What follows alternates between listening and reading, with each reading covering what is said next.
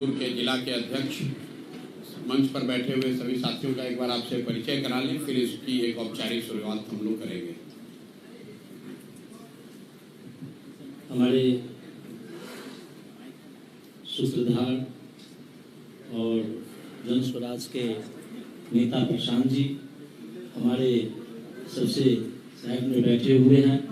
राम बालक जी जो प्रदेश के नेता हैं, उसके बगल में हमारे वसीम राजा जी और केंद्रीय चुनाव समिति के हमारे सदस्य प्रोफेसर भूपेंद्र यादव जी और प्रदेश के ही हमारे नेता MP मंडल सर जी, हमारे बगल में आभा ठाकुर जी और हमारे बगल में राहुल जी, किसान मोर्चा के अध्यक्ष साकेत जी, हमारे पीछे अभियान समिति के सदस्य बड़े भाई निरंजन भैया जी और तारकेश्वर जी और प्रदेश में ही हमारी संजू राय जी, हम तमाम लोग आज उपस्थित हैं।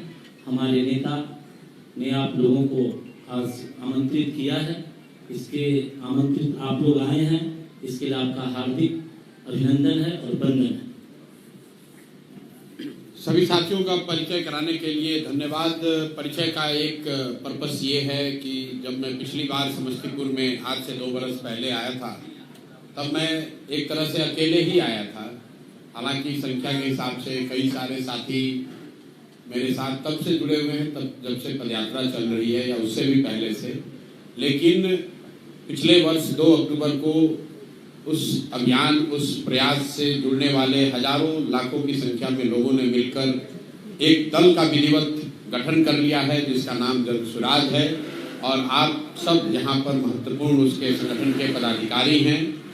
तो अभी आप जो प्रेस वार्ता के लिए आए हैं, आपके जो सवाल हैं, मेरा आपसे अनुरोध होगा कि मेरे साथ साथ आप अगर हमारे यहाँ समस्तीपुर के साथियों से कोई सवाल करना चाहते हैं तो भी ये सवाल आप उनसे करें। सारा सवाल हम ही से पूछिएगा तो बात नहीं बनेगी। समस्तीपुर और यहाँ जन स्वराज से जुड़े हुए मुद्दों की ज़्यादा समझ, मेरे से बेहतर समझ हमारे साथी जो हमारे साथ बैठे हैं उनकी है। इसी के साथ मैं औपचारिक इसकी शुरुआत कर रहा हूँ। आप सब जो चाहें अपना सवाल कर सकते हैं। बहुत बहुत धन्यवाद। पांडे प्रसाद जी, आप शुरू कर दिए, आपकी क्या कार्य योजना है, क्या आपका प्लानिंग है? प्रशांत जी, बिहार का उपचुनाव हुआ, उपचुनाव में आप रहे, अच्छा प्रदर्शन भी हुआ।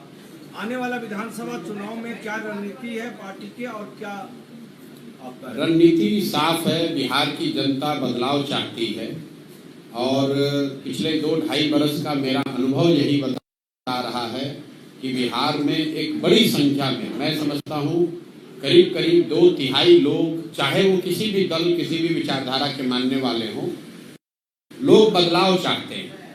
RJD का समर्थक हो या भाजपा का या नीतीश का या कांग्रेस का, लोग बदलाव चाहते हैं। बदलाव के तौर पर वो जन स्वराज को वोट देंगे कि नहीं, इस पर बहस हो सकती है, लेकिन लोग बदलाव चाहते हैं। वो बिल्कुल परिलक्षित हो रहा है हर जगह। लोग नई व्यवस्था, नई सरकार, नया चेहरा देखना चाहते हैं। अब अभी से लेकर चुनाव तक जो दल, जो नेता, जो समूह जनता का विश्वास हासिल कर पाएगा, कहीं न कहीं बदलाव का वो वाहक बनेगा। तो जन स्वराज की अपनी सोच ये है कि हम लोगों ने जो प्रयास 2-2.5 बरस पहले शुरू किया है, जिसके मूल में ये बात रही है कि बिहार में राजनीतिक विकल्प न होने की वजह से, जो पिछले 25-30 साल से लोग सब कुछ जानने समझने के बावजूद विकल्प नहीं होने की वजह से भाजपा के डर से लालू और लालू के डर से भाजपा को जो वोट देते आए हैं, उनके सामने एक सशक्त और ईमानदार विकल्प हो, ताकि जनता उस विकल्प को चुन सके। हम लोग उस प्रयास में पिछले 2-2.5 साल से लगे हुए हैं। भगवान ने जो भी बुद्धि शक्ति दी है, सब कुछ लगाकर ये प्रयास किया है कि बिहार की जनता के पास एक स्वच्छ और बेहतर विकल्प हो। अब जनता उस पर क्या निर्णय लेगी वो तो चुनाव में आपको दिखेगा। हम लोग की रणनीति यही है कि जिस ईमानदारी और शुद्धता की मैंने बात पिछले 2-2.5 साल में कही है, उसको छोड़े बगैर राजनीतिक तौर पर एक बेहतर, स्वच्छ, ईमानदार विकल्प जनता के सामने रखा जाए। आपने कहा था कि आपका जो उम्मीदवार होगा वो वार्ड सदस्य लेवल से जो लगातार काम किया है वो रहेगा। क्या आप दूसरे दल से आए हुए उम्मीदवार को भी अपना बनाएंगे तो फिर आपका आइडियोलॉजी का क्या होगा? बिल्कुल, आप, मुझे खुशी है कि आपको मेरी बात याद है कि जन सुराज में उम्मीदवार कोई व्यक्ति प्रशांत किशोर या कोई व्यक्तियों का समूह पटना में बैठकर तय नहीं करेगा। जो साथी भी इस विचार को, इस प्रयास को समझकर इससे जुड़े हैं और जुड़कर इसको आगे बढ़ाने में अपना कंधा लगा रहे हैं, वही साथी मिलकर इसके उम्मीदवारों का चयन करेंगे। उम्मीदवारों और उसी के तहत आप देख रहे हैं कि जन सुराज, शायद आपने ध्यान नहीं दिया, जन सुराज इस राज्य का पहला ऐसा दल है जिसने उम्मीदवारों की आवेदन की औपचारिक प्रक्रिया अभी शुरू कर रखी है। 12,000 के आसपास लोगों ने आवेदन दिया है बाकायदा फीस भरकर, और लोगों को ये अनुमति दी गई है कि जिन्होंने भी आवेदन की प्रक्रिया पूरी कर ली है वो अपना नाम, अपना कार्यक्रम, अपना प्रोफाइल संभावित उम्मीदवार के तौर पर अपने क्षेत्र में वो प्रचारित कर सकते हैं। और अब जन सुराज की जो केंद्रीय चुनाव समिति है उस व्यवस्था के तहत अगले 4-5 महीनों में उन सभी साथियों का जो अपने आप को संभावित उम्मीदवार बता रहे हैं या जिन्होंने आवेदन दिया है उनका मूल्यांकन होगा, और जन सुराज से जुड़े हुए लोग, पदाधिकारी, साथीगण, इसके संस्थापक सदस्य, सब लोग मिलकर जिसके नाम पर मुहर लगाएंगे वही जन सुराज का उम्मीदवार होगा। उसमें कोई धन बल का प्रयोग नहीं, कोई अंडर द टेबल डीलिंग नहीं। जन सुराज में कोई आपको नहीं कह सकता है कि हमने पैसे के आधार पर टिकट ले लिया। जन सुराज में आपको ये नहीं दिखेगा कि कोई पैसा देकर टिकट ले गया या पैरवी से टिकट ले गया। जहां तक रह गई बात की दूसरे दल से आने वाले लोगों की, तो भाई जब बिहार में दूसरा कोई विकल्प ही नहीं था तो वोटर के तौर पर भी आप किसी न किसी को वोट देते थे। बहुत सारे अच्छे लोग जो राजनीति करना चाहते हैं वो किसी दल, बेहतर विकल्प के अभाव में किसी दल के साथ थे। अगर वो आज हम लोग के साथ जुड़ रहे हैं तो उस पर प्रतिबंध नहीं लग सकता है। और इस पर व्यापक चर्चा हुई है जन सुराज में 2 बरस कि क्या हम लोग को प्रतिबंध लगा देना चाहिए कि दूसरे दल से आए हुए लोग इसमें चुनाव नहीं लड़ सकते हैं। और सामूहिक निर्णय यह है कि नहीं, प्रतिबंध नहीं लग सकता है, क्योंकि बहुत सारे अच्छे लोग दूसरे दलों में हैं जो कि आकर जन सुराज के प्लेटफॉर्म को मजबूत कर सकते हैं। लेकिन जो बात मैंने कही है कि बिहार में कोई 1200-1250 परिवार के लोग ही पिछले 30-35 वर्ष में सांसद विधायक बने हैं, उसको ध्यान में रखते हुए ये तय किया गया है कि ज्यादातर कैंडिडेट जो चुनाव लड़ेंगे वो राजनीतिक पृष्ठभूमि वाले ऐसे लोग नहीं होंगे जो पहले से जिनके परिवार या उनके परिवार के सदस्यगण चुनाव लड़ते रहे हैं। कुछ अपवाद जरूर हो सकता है, लेकिन 2/3 से ज्यादा लोग जन सुराज में वही चुनाव लड़ेंगे जो शायद जीवन में पहली बार चुनाव लड़ रहे होंगे।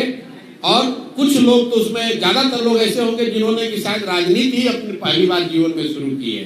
तो बहुत बड़ी संख्या में, मोटे तौर पर बहुत बड़ी संख्या में आपको नए चेहरे, नए राजनीतिक चेहरे आपको जन सुराज के टिकट पर चुनाव लड़ते हुए दिखेंगे। विकसित बिहार बनाने के लिए क्या विजन लेकर आए? भैया 2.5 बरस से विजन बताते बताते गला में गांठ पड़ गया, आपको ध्यान नहीं आ रहा है। तो 3 बातें जो मूलभूत हम लोग कह रहे हैं कि 15 साल से कम उम्र के बच्चों के लिए इतनी अच्छी शिक्षा की व्यवस्था हो कि कोई भी लड़का आगे चलकर बिहार की व्यवस्था पर बोझ न बने, उसको सरकारी मदद की जरूरत न पड़े।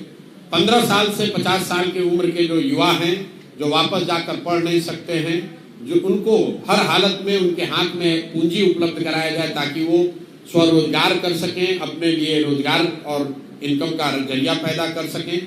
और 60 वर्ष से ऊपर के लोग जो न पढ़ सकते हैं न अब नया कोई रोजी रोजगार कर सकते हैं, वो इज्जत की जिंदगी जी सके, इसलिए कम से कम उनको 2000 रुपए का मासिक सुविधा जरूर सरकार की ओर से दिया जाए।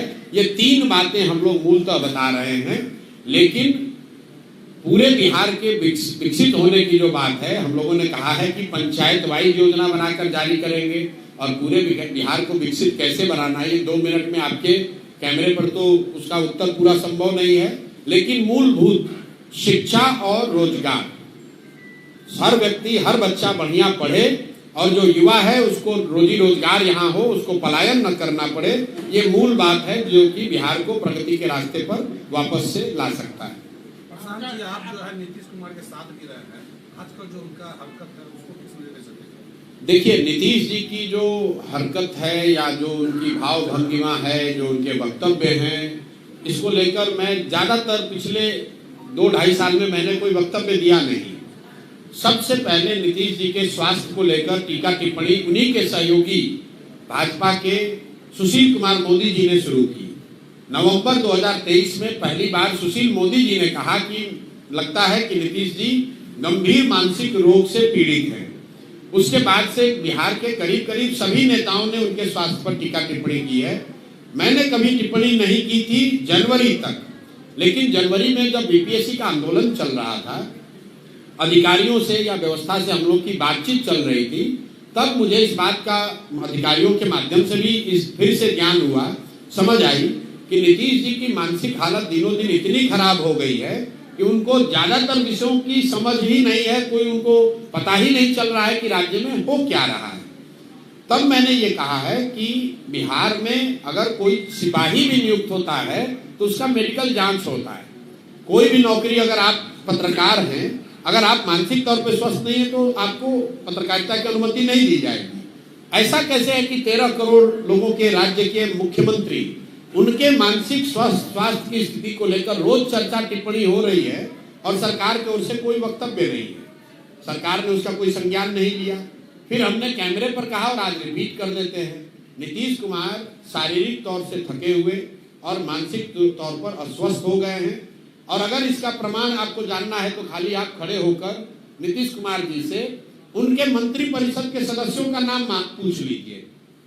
नीतीश कुमार की मानसिक हालत आज ये है कि वो अपने मंत्री परिषद के साथी मंत्रियों का नाम तक नहीं जानते हैं, नहीं याद है उनको, और उनके भरोसे 13 करोड़ लोगों का जीवन छोड़ा हुआ है। तो नीतीश कुमार जी की तो गलती है ही, उन्हें इस्तीफा देना चाहिए क्योंकि वो स्वस्थ नहीं है। लेकिन उससे भी बड़ा दोष उनके सहयोगी दल भाजपा का है, क्योंकि ये नहीं संभव है कि देश के प्रधानमंत्री और गृह मंत्री को ये पता नहीं है कि मुख्यमंत्री नीतीश कुमार की मानसिक हालत या उनकी स्वास्थ्य की स्थिति क्या है। बावजूद इसके वो लोग नीतीश कुमार को सामने खड़ा करके राजनीतिक रोटी सेक रहे हैं। इसलिए मुझे लगता है कि इसके लिए भाजपा भी बराबर की गुनाहगार है, जो ये समझती है कि बिहार की जनता को मूर्ख बनाकर किसी तरह वोट ले लो और अगर कहीं जीत मिल गई तो नीतीश को हटाकर अपना भाजपा का मुख्यमंत्री बना लो। ये उनकी रणनीति है। इसलिए मुझे लगता है कि नीतीश जी तो बीमार है ही, लेकिन उस बीमार व्यक्ति को जनता के ऊपर थोप के रखना, मुख्यमंत्री बनाए रखना, इसका ये जो गुनाह है ये भाजपा कर रही है और भाजपा के लोगों को इसका जवाब देना चाहिए। बेटा को भी लाने का चर्चा नहीं, देखिए, बेटे को लेकर मैंने कई बार कहा, मेरा अपना स्वभाव है, जो लोग राजनीति में नहीं है उस पर मैं टीका टिप्पणी नहीं करता हूँ। लालू जी के परिवार से भी जो लोग राजनीति में नहीं है, मैं उस पर टीका टिप्पणी नहीं करता हूँ। नीतीश जी के लड़के राजनीति में आज नहीं है। आप पत्रकार होने के नाते स्वतंत्र है उस पर विवेचना करने के लिए। मैं तभी कुछ बोल सकता हूं जब वो राजनीति में आएंगे, अभी वो राजनीति में नहीं है।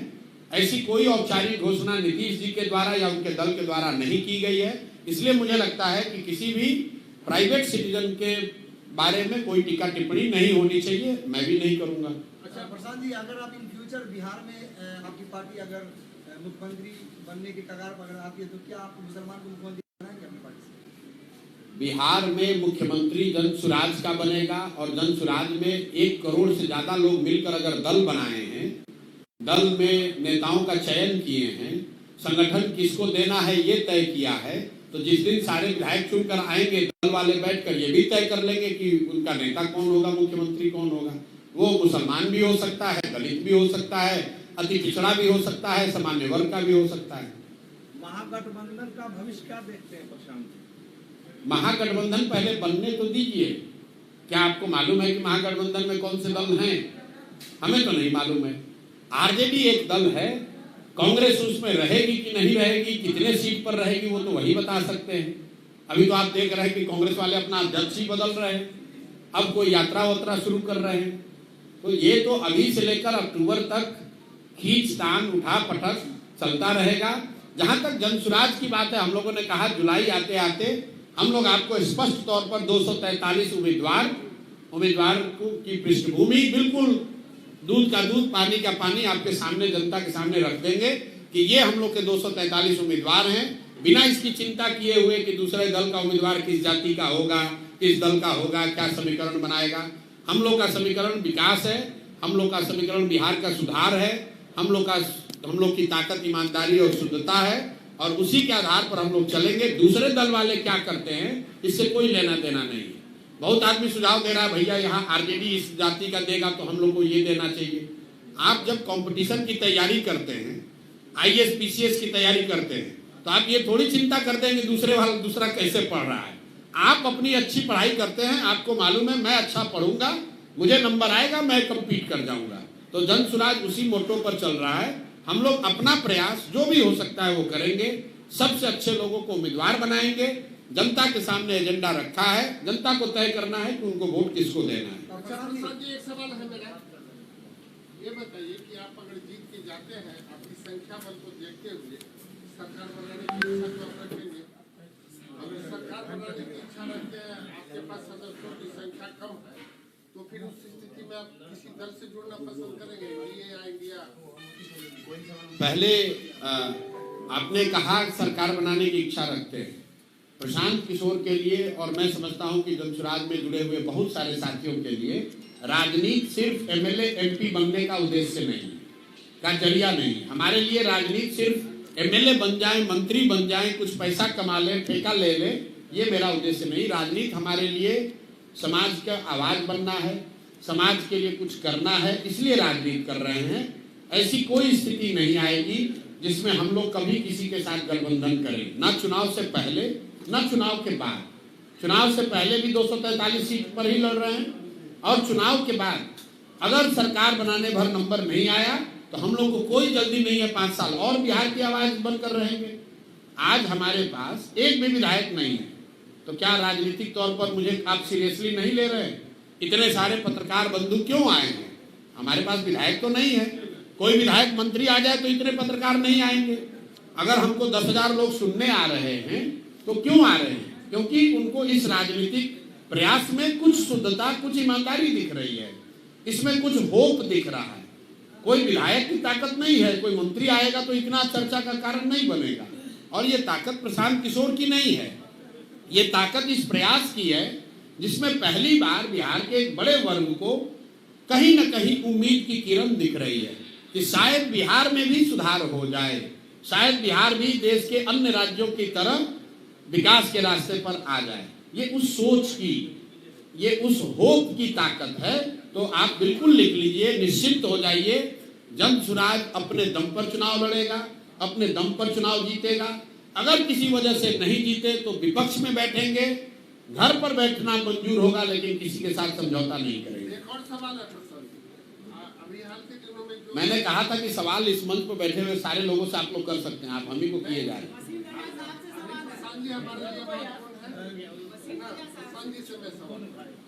अभी हाल के दिनों में जो कुछ राज्यों में चुनाव हुआ, वहाँ लॉलीपॉप दिया जाता है हर पार्टी को, इसको आप किस नजरिया से? देखिए, मैं उसको लॉलीपॉप तो पहली बात कहता नहीं हूँ। जहां तक ये डिबेट है कि क्या फ्री वीज देना चाहिए, तो इंडिया बाई कॉन्स्टिट्यूशन, हमारे संविधान के तहत इंडिया वेलफेयर स्टेट है। तो जो यहाँ पर गरीब है, वंचित है, पिछड़ा है, उसको प्रोएक्टिव सरकार को उसकी मदद के लिए खड़ा होना चाहिए, वो योजनाएं लागू करनी चाहिए जिससे उनका फायदा हो। लेकिन जब आप फ्री वीज दे रहे हैं तो इतना आपको जरूर करना है कि अगर आपके जेब में 100 रुपया है तो आप 300 रुपए की बात तो नहीं कर सकते। तो आप जनसुराज की 5 जो वादे हैं उसको देख लीजिए। हम लोग बच्चों की पढ़ाई की बात कर रहे हैं जो फ्री वीज नहीं है। हम लोग ये कह रहे हैं कि 60,000 करोड़ रुपया जो सरकार खर्च कर रही है शिक्षा के नाम पर, उसको अगर बेहतर तरीके से खर्च किया जाए तो देश का सबसे अच्छा शिक्षा व्यवस्था बिहार में बनाया जा सकता है। दूसरी बात हम लोग क्या कह रहे हैं, हम लोग ये कह रहे हैं कि हम लोग महिलाओं को रोजगार देने के लिए कोई फ्री भी नहीं देंगे, उनको लोन बैंकों से दिलवाएंगे सरकारी गारंटी पर, और उस पर भी उनको 4% ब्याज लोगों को देना पड़ेगा, 6% ब्याज सरकार भरेगी। तो 6,000 करोड़ रुपया के बजट से 1 लाख करोड़ रुपया हम लोग महिलाओं तक पहुंचा पाएंगे रोजी रोजगार के लिए। तीसरी बात हम लोग कह रहे हैं कि मनरेगा को कृषि से जोड़ेंगे, इसमें भी 1 रुपया सरकार का नहीं लगेगा। जो मनरेगा का पैसा आ रहा है या दिल्ली में हम लोग सरेंडर कर रहे हैं, उसी मनरेगा के पैसे से हम लोग मजदूरों को कृषि से जोड़ेंगे, ताकि हर वो किसान जो नकदी की खेती करना चाहता है उसको मनरेगा के तहत मजदूर मुफ्त में मिले। उससे मनरेगा का भ्रष्टाचार खत्म होगा, किसानों को फ्री में मजदूर मिलेंगे, और खेती किसानी से वापस कई लोग बड़े पैमाने पर जुड़ेंगे और खेती आधारित पलायन भी रुकेगा। सिर्फ एक ही फ्रीबी हम लोग कह रहे हैं, वो कह रहे हैं 60 वर्ष से ज्यादा उम्र के महिला पुरुष को, दिव्यांग और विधवाओं को उसमें जोड़ लीजिए, जिसको आज सरकार 400 रुपया भत्ता देती है, पेंशन देती है। हम लोग कह रहे हैं कि उसके जगह हम 2000 देंगे और उसका बजटरी प्रोविजन मतलब टोटल साल का खर्चा आएगा करीब 12,500 करोड़। तो 3 लाख करोड़ के बजट में 12,000 करोड़ रुपया अपने उन साथियों के लिए जो 60 वर्ष से ज्यादा उम्र के हो गए। मुझे लगता है कि ये संविधान की जो वेलफेयर स्टेट की परिकल्पना है उसके अधीन है। इसके अलावा हम लोग कोई वादा फ्रीबी का नहीं कर रहे हैं। तेजस्वी यादव राजद वाले कर रहे हैं कि हम लोग 2500 रुपया माई बहन योजना में दे देंगे। तो मैं पत्रकार बंधुओं से आग्रह करूंगा, आजकल सबके मोबाइल में कैलकुलेटर है, आप जरा इस पर कोई योजना पर सवाल जवाब का मतलब नहीं है, अपना कैलकुलेटर खोलिए। बिहार में 6 करोड़ महिलाएं हैं। 6 करोड़ महिलाओं में अगर 1 करोड़ बच्चियों को हटा भी दे तो 5 करोड़ हुआ। 5 करोड़ महिलाओं को अगर हर महीने आप 2,500 रुपया देंगे तो साल का करीब 1.5 लाख करोड़ रुपया हुआ बजट। बिहार सरकार का अभी बजट आया है 10 दिन पहले, योजना बजट ही है 1 लाख करोड़। तो तेजस्वी यादव ये कह रहे हैं कि हमारे पास है 1 लाख करोड़, खर्चा अगर सब बंद भी हो जाए तो कह रहे हैं उसमें से हम दे देंगे आपको 1.5 लाख करोड़। ये फ्रीबी वाली बात हुई, जबकि आप जान रहे हैं कि आपके पास पैसा नहीं है। लोगों को विशुद्ध तौर पर मूर्ख बनाने के लिए कुछ भी कहे जा रहे हैं। आप पत्रकार होने के नाते ये भी समझ लीजिए कि देश में दिल्ली और गोवा जैसे 2-4 राज्यों को अगर आप छोड़ दें तो कोई भी राज्य, केरल, तमिलनाडु, महाराष्ट्र, कोई राज्य अपने राज्य के आधी आबादी को 2,500 रुपया प्रति माह नहीं दे सकता है। बिहार की तो बात ही छोड़ दीजिए, बिहार तो सबसे करीब है। जो सबसे धनी राज्य है वो भी नहीं दे सकते हैं, क्योंकि किसी भी सरकार के पास 1 लाख 1.5 लाख करोड़ रुपया साल का एक योजना में फ्री में बांटने के लिए नहीं है।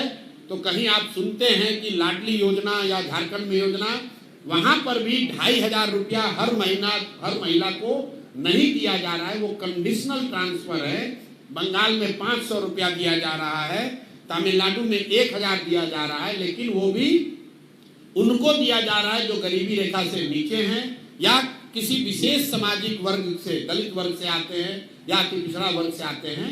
ऐसे ब्लैंकेट कह देना कि सारी महिलाओं को 2,500 रुपया महीना दे देंगे, मुझे लग रहा है कि विशुद्ध तौर पर आंख में धूल झोंकने वाली बात है। भाजपा के बी टीम का आरोप लगता है कि आप भाजपा के बी टीम को, इसको कैसे आप निकलेंगे? काहे निकले?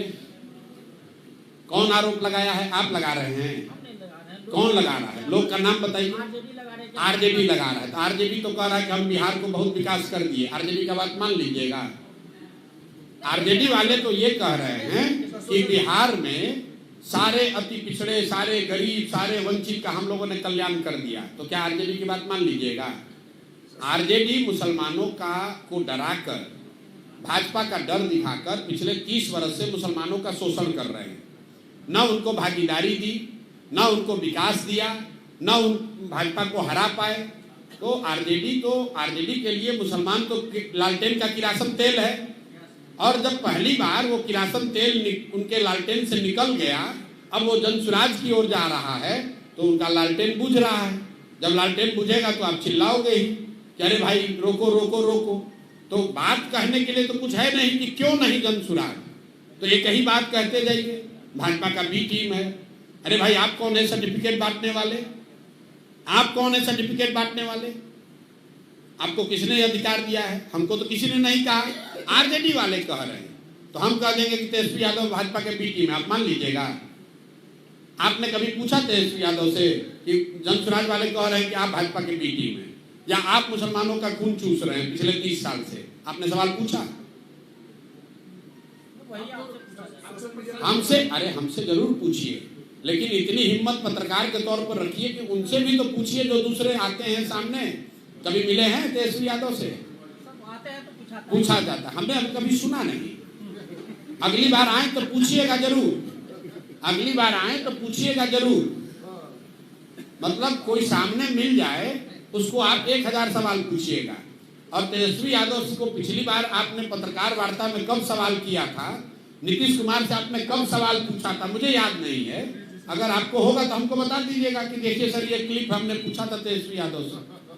प्रशांत जी, शराबबंदी जैसे संवेदनशील मुद्दे पर आप कहते हैं कि 1 घंटा में समाप्त कर देंगे, इससे क्या नहीं लगता कि महिलाओं में आपके खिलाफ कुछ एक इमेज बन जाएगी? देखिए, जन सुराज जब मैंने शुरू किया तब मैंने अपने आप से एक संकल्प किया है कि 10-15 वर्ष जब मैं राजनीतिक सामाजिक जीवन में रहा हूँ, कई बार ऐसा हुआ है कि हम लोग जानते हैं कि ये बोलना गलत होगा, फिर भी लोग बोलते हैं, नेता बोलते हैं क्योंकि वोट की बात है।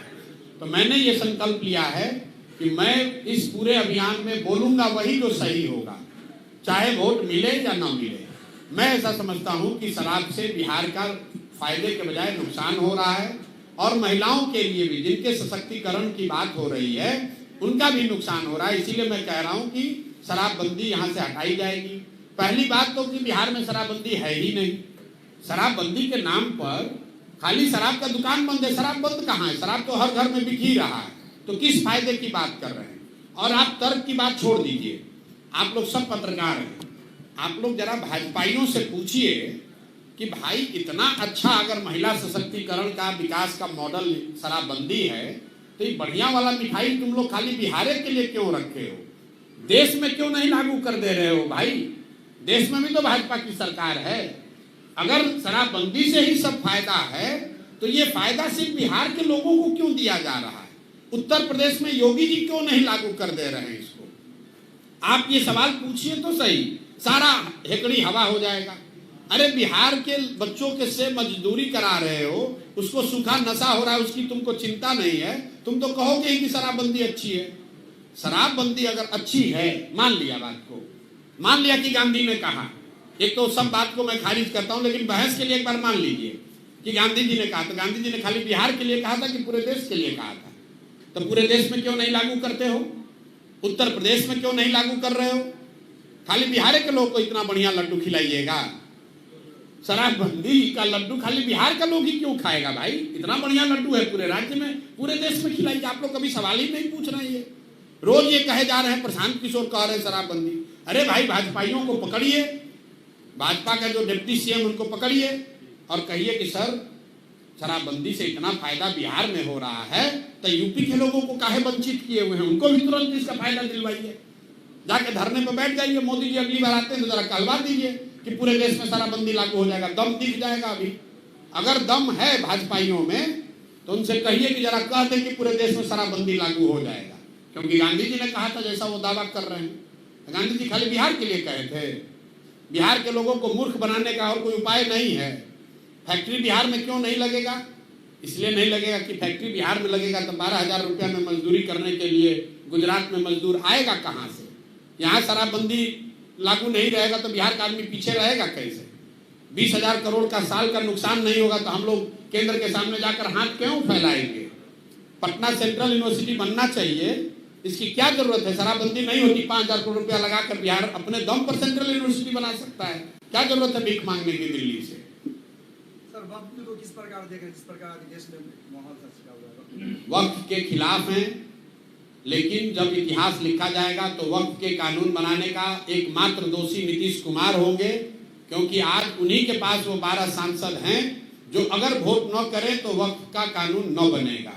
तो जितने लोग आज नीतीश कुमार से जुड़े हुए हैं, खासकर मुस्लिम वर्ग के नेता, आपके माध्यम से उनको खुली चुनौती दे रहा हूं कि तुम अगर मुसलमानों के हितैषी बनने का दावा कर रहे हो तो अपने दल के नेता नीतीश कुमार को बोलो कि वक्फ के कानून पर वोट न दें। अगर नीतीश कुमार वोट नहीं देंगे तो वक्फ का कानून नहीं बनेगा। तो सबसे बड़ा दोषी नीतीश कुमार हैं, और उनसे भी बड़े दोषी वो लोग हैं जो मुसलमान साथी हैं, जो आज भी जदयू में बने हुए हैं, अपने व्यक्तिगत लाभ के लिए मुंह नहीं खोल रहे हैं। मैं भी जदयू में था जब सीए एनआरसी का कानून आया, मैं नीतीश कुमार से झगड़ा करके उस पूरे दल का नेतृत्व मेरे हाथ में था, उसको मैंने छोड़ा है। और आज लोग ब्लॉक का अध्यक्ष ही छोड़ने को तैयार नहीं है और अपने आप को मुसलमानों का हितैषी बता रहे हैं। ठीक है भैया, प्रशांत जी लास्ट सवाल है। एनडीए बार बार 2005 के पहले का जो जिक्र कर बिहार में एक हवा बना रही है, ये क्या मकसद है चुनाव में क्या? अरे भाई, क्यों आरजेडी वाले कह रहे हैं कि जन स्वराज वाले बी टीम है? क्योंकि पिछले 25-30 वर्ष में काम तो कुछ किया नहीं। तो जो आप बात कर रहे हैं कि अगर वोट लेना है एनडीए को, तो उनके पास क्या है कहने को? एक ही है कि अगर हमको वोट नहीं दोगे तो लालू आ जाएगा, लालू आ जाएगा, लालू का जंगल राज आ जाएगा। उसी तरह जैसे आरजेडी वाले कह रहे हैं कि हमको वोट नहीं दोगे तो भाजपा आ जाएगी, भाजपा आ जाएगी। तो इस बार जनता ने कहा इस बार तुम दोनों नहीं आओगे, बाकी जो आएगा सो देखा जाएगा। सर एमआईएम को साथ लेंगे आप अपनी पार्टी में? भाई, बिहार में 243 सीट है। हमने घोषणा कर दी कि हम 243 जन स्वराज लड़ेगा, तो किसी के साथ आकर क्या 243 के बाहर समझौता होगा? भाई, जब 243 सीट पर हम ही लड़ रहे हैं तो गठबंधन में आप कहां से आ जाओगे?